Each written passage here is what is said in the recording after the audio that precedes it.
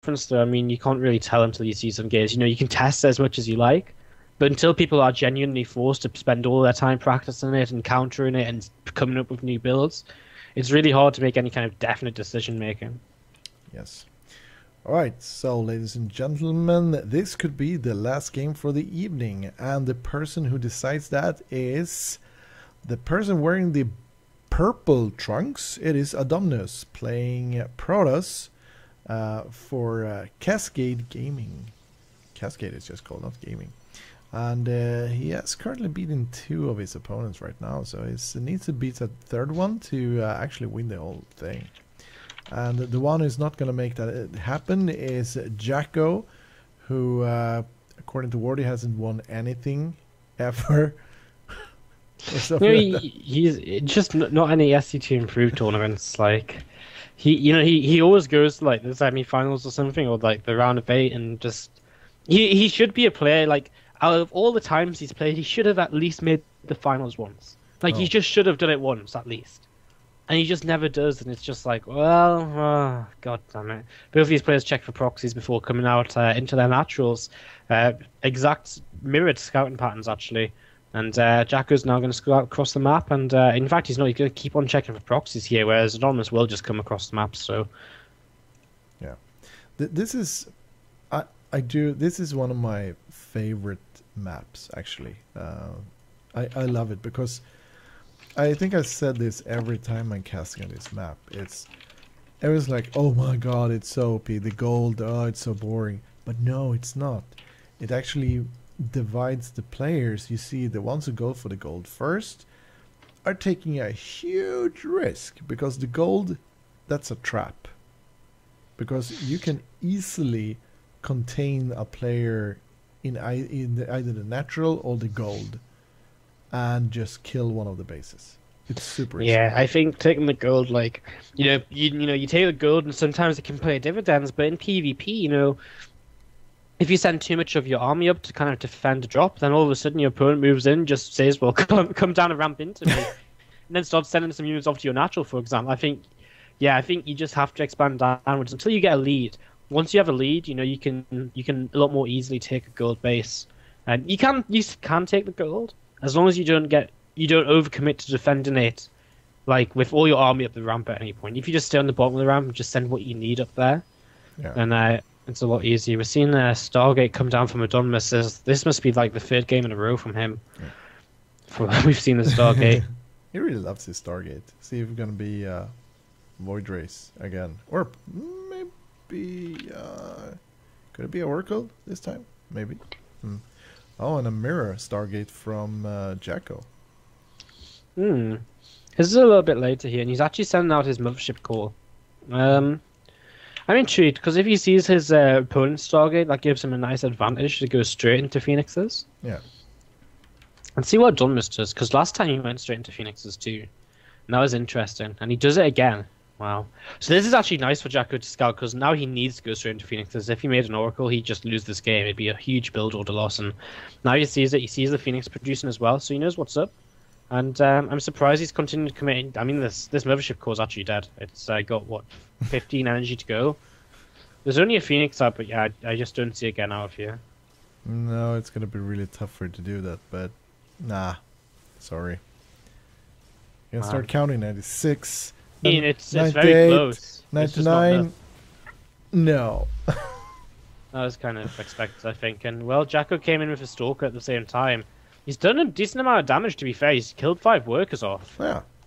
That's actually, honestly, really nice. 5 workers, that gives him a 3-worker lead here. It has to remake his mothership core. Is it worth it? I think it's probably more or less an even trade, I guess. Overall, it's kind of hard to say, but I'd say it's not really advantageous to either player. Yeah. In this situations. But we'll see what happens. The counterattacks come in right now, but are being quickly repelled. So Adonminus doesn't want to commit here. He's going to start massing more Phoenixes. So it's going to be a Phoenix Cloud versus Phoenix Cloud.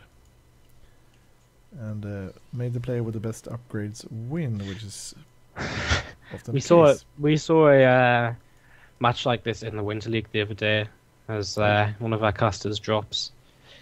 Where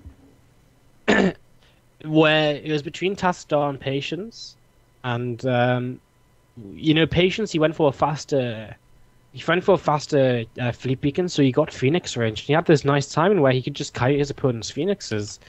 Uh, uh, so it's kind of weird. And then he eventually transitioned out, which is something we never used to see in Phoenix versus Phoenix. Well, we're gonna have a little bit of a fight here. JackO needs to control well, and that was nice from Adonminus. He gets his one Phoenix down to almost no HP. And we'll continue to fight. And, well, now JackO's going to give chase, but he loses one Phoenix immediately, but trades it for a Phoenix. And this is really even, but Adonminus with the backup Phoenix here is going to help him out a lot. Taking a lot of damage, though. This is nice trades even early on. And not much upgrades coming out there. Both players are just massing Phoenixes. Feels like a single cannon can do some work, but that would get him behind in the Phoenixes, and then he couldn't expand, but... I like it that the Nexus went down a bit before for JackO compared to Adonminus, so it's not afraid. It's like, oh, let me show you how to expand. Yeah, both of these players expanding. What's the Phoenix count looking at? Adonminus have one Phoenix advantage, which is why we see. Oh well, not anymore. Look at that. JackO takes down free Phoenixes for I think 2. That was that's even things up. In fact, really nice here for JackO, and you know, Adonminus getting a little bit too cocky. Yeah, he just flew right in there, missed a few shots, and JackO take the lead in Phoenixes. There's currently 3 Phoenixes for both players out of the field. Now it's 4, and yeah, it's. Both players are really going for this specific play style. It's cool to see, but at the same time, somewhere it needs to start doing something else. And JackO has a bit of a harassment going on down at the bottom. See if he actually can do something with it. He could move the Zealots in if he wants to, but not doing anything right now. And I mean, there's actually Stalker there to start spotting for them in case they do come forward.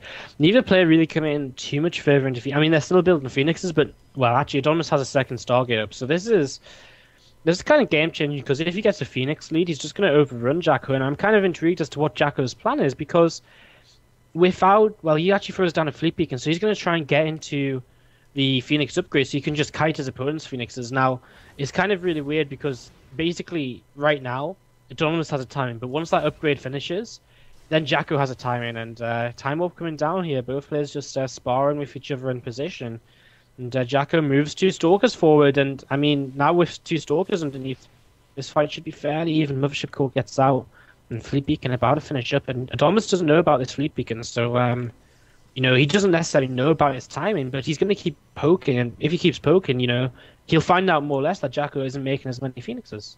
Yeah.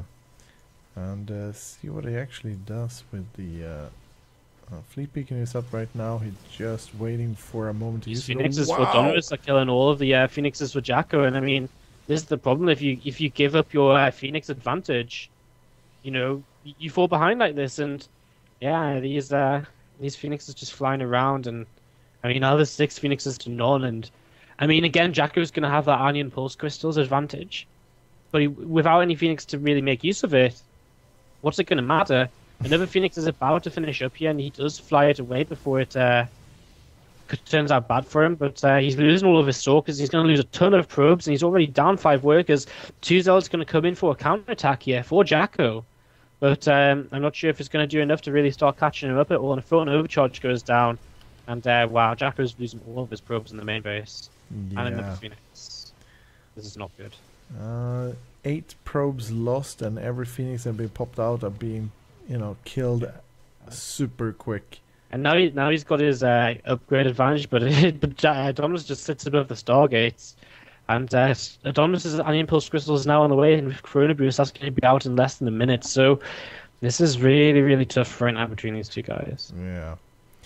It's looking quite grim for JackO here, but he can still turn it around. You know, he still got the pylon down in the bottom right corner. The Zealots didn't really do anything, but you know, someday maybe, or he can go for the gold. But no, he actually goes directly inside the base here.